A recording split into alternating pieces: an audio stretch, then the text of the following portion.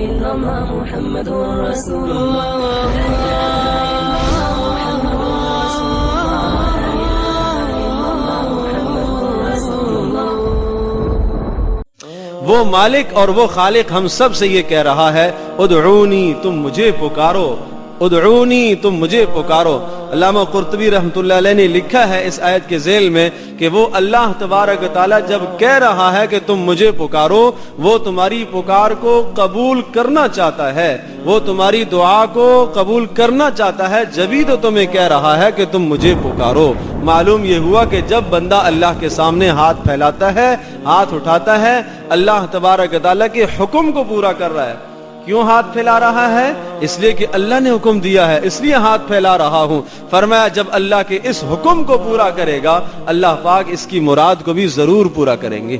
اس لیے کہ اس نے اللہ کے حکم کو پورا کیا، اللہ پاک اس کی مراد کو پورا فرمائیں گے. اور حدیث پاک میں آتا ہے، علامہ قرطبی رحمۃ اللہ علیہ نے اس حدیث کو بھی نقل فرمایا، اور تفسیر روح البیان کے اندر بھی یہ حدیث مذکور ہے کہ من طلبنی وجدنی، جو آدمی مجھے طلب کرے گا، اللہ پاک نے ارشاد فرمایا جو بندہ مجھے طلب کرے گا، وجدنی، وہ مجھے پا لے گا، وہ مجھے پا لے گا، میں اسے مل جاؤں گا، میں اسے حاصل ہو جاؤں گا، میں اس کی منزل ہوں، میں اس کی مراد ہوں، میں اس کا مقصود ہوں. وہ مجھے پکارے. اللہ تبارک تعالیٰ نے اس طرح سے اس امت کو خطاب فرمایا. ارشاد فرمایا ان الذین یستکبرون عن عبادتی سیدخلون جہنم داخرین.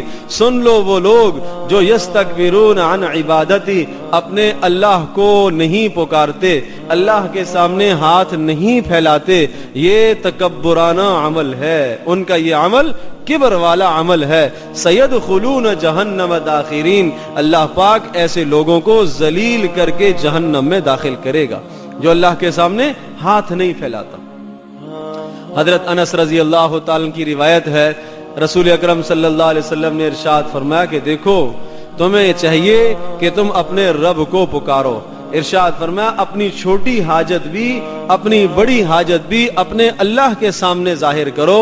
حتیٰ کہ آپ علیہ السلام نے یہ ارشاد فرمایا کہ تم میں سے کسی آدمی کے جوتے کا تسمہ ٹوٹ جائے تو بھی اللہ پاک سے مانگو.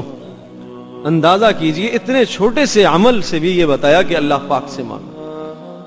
ایک روایت میں آتا ہے کہ اگر آپ سواری پر سوار ہیں اور آپ کے ہاتھ میں، پہلے زمانوں میں سواریاں گھوڑا، گدھا، اونٹ، خچر، یہ سواریاں ہوا کرتی تھی.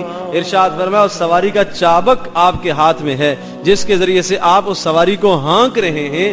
اگر وہ آپ کے ہاتھ سے گر جائے، جب بھی اللہ پاک سے مانگو کہ یا اللہ یہ میرے ہاتھ میں آ جائے، اس کے لیے کوئی بندوبست پیدا فرما دے. یہ کوئی ضروری نہیں ہے کہ اللہ پاک ایسے موقع پر آسمان سے فرشتہ اتارے گا جو آ کے ہمیں چابک اٹھا کے دے دے گا یا جو ہمارا ٹوٹا ہوا تسمہ درست کر دے گا. نہیں، مراد یہ ہے کہ اگر کسی بندے نے اس موقع پر آپ کے ساتھ تعاون کیا، مدد کی، تو وہ اللہ پاک کا بھیجا ہوا ہے، اللہ کا فرستادہ ہے. آپ کو کسی انسان سے بھی اگر ضرورت پڑتی ہے، ارشاد فرمایا پہلے براہ راست اللہ پاک سے مانگو.